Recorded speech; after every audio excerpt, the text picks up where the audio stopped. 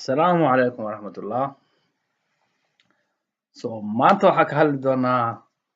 skin bleaching iscadeen. Maalmahan waxaa zaid soo badanayay ragga Soomaalida maxaa la skinks ka qaaday iscadeynaya. Ragga Soomaalida kaliya maanta Afrikaanta. Awal waxaa lagu aqooni jiray dumarka. Markii hore soo bixi jirtay waxay ahaan jirtay lala yaabo qof dumar iscadeynaysa. Waqtigii dambe normal ayay iska noqotay. Wax igu yaabka badnaa ark waxay ahayd rag iscadeynaya. kalarku ilaahay si iska bedelaya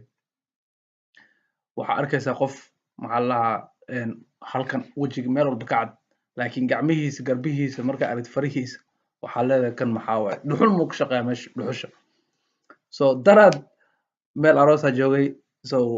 dhalinyaraa la joogay marka dhalinyarta waxay u dhaheen qofkaas ma taqaanaa ha qofkaas waa aqaaniyo wuu iscadeeyay ma ogtahay bla bla bla marka sheekadii aan ma maqlay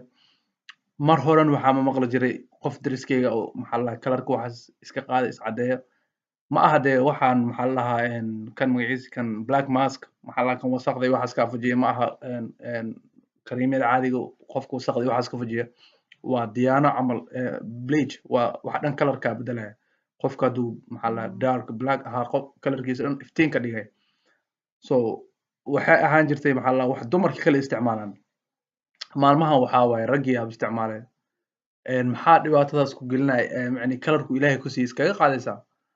maxaa leedahay abuurista ilaahay wax ka khaldanaya haddii mataqaana kalarka iska bedelaysid waxaa taas macnaheeda abuurista ilaahay inuu wax ka khaldanaa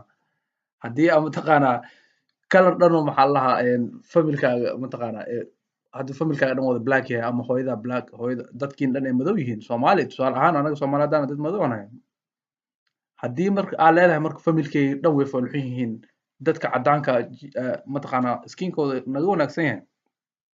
taas waxaa waaye inaad jirkaaga necban tahay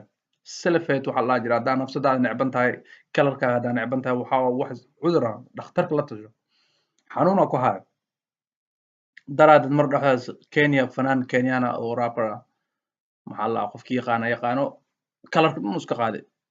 wejiga dhan uu maxaa la madow inuu iska bedelay light skin iska dhigay farihiisa gacmihiisa wixii dhan madow ay ahaayeen at least markaas cadeynaysid waxaa samaysaa maxaa la lahaa jirka dhan wada cadaysi mataqaana qof qabri kasoo waxaa u ekaanin haddii kale kalarka ilaahay kusii ku faraxsanaaw maxaa la lahaa wax nin cadaan ah xadiidka rasuulka soomaaliya qof cadaan ah kama wanaagsana qof madow ah kama wanaagsana qof cadaan ah qof carab ah kama wanaagsana qof maxaa la cadaan ah ilaa maxaa la wanaaga maxaa la ilaahay xaqiis qofka intuu ilaahay xaqiis kaaga dhow ka wanaagsan yahay kalarkaaga ma aha waxa wanaagaaga keena ee waxaa waa qalbigaaga wanaagsan khushuucaaga midda kale dumarka aan ka tagin dumarka maxaa la maleynaya hadday is cadeeyaan mataqaana attraction badan ay sameynaya ama qof ay soo jeedinaysa hadduu maxaa la dabeecadaada maxaa la wanaaga oo aysan wanaagsaneyn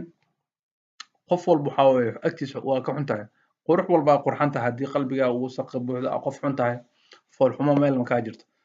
skinkaaga haddaa bedelays just attraction qof inaa mataqaana kusoo jeedatid ama wax kusoo jeedatid waa slave mentality allah slaveka maxaa la markii nala gumaysan jiray iyo dadka madowga markii maxaa la lasoo qaadi jiray waxaa laga dhaadhiciyay kalarkan madow inuu jahli yahay kalarka madow inuu foolxun yahay kalarka madow inuu saan yahay marka wixii mentalityga waagii hore nagala dhaadhiciyay ilaa hadda dad ku jirto haddaa dadka Soomaalida qaarkood u fiiriso waxay ku leeyihiin qof madow ah qof madow suu madow qalbigiisa u madow yahay waa jahli waxaas wixii mataqaana newska iyo TV-ga nagala dhaadhiciyay dadka cunsuriyaasha ahaa wixii naga dhaadhiciyeen ilaa hadda dadka qaarkood ku jiro kalarka ilaahay ku siiyo ku faraxsanaa waxa slave maxaa lahaa gumaysiga wixii uu ku keenay niyadaada ka saar haddii aad mataqaana qof madow falxun yahay ama qurxan yahay maxaa lahaa qurux agtiisa ma jirta is leedahay taas macnaheedu waxaa waaye awoodda ilaahay inkiraysaa kalarka aad ku dhalatay ku faraxsanaa sidaa tahay ahaa qofka kugu jecleen sii socodhe qofka kugu jecel sidaa tahay maxaa ma bedeli kartid kalarka ileen waa waxa u dhalatay haddaa is cadaysa xataa maalin walba inaa noloshaada inta ka dhimis cadaysa noqonaysaa at least haddii wax mar hal mar is cadeynayo okay forever sidaad ahaanayso waxa aan leed midda kale cadaanka haddaa light skin tahay haddaa carab tahay haddaa dadkan cadaanka kulligeen madow inoo yaqaanaan waa sababta neger qof walba neger ay u dhahaan Soomaali ahaa ilaahow maxaa la Congolese isku mid ah u tahay weliga agtooda micnihii qof la siman ma noqonaysid mar walba way ku necbanaanahay so haddii aa isleedahay qof iska gad meel ma tegaysid so kalarkaaga jeclaaw qofkaa tahay ahaaw ruuxna daraadiis kalarkaaga ha u bedelin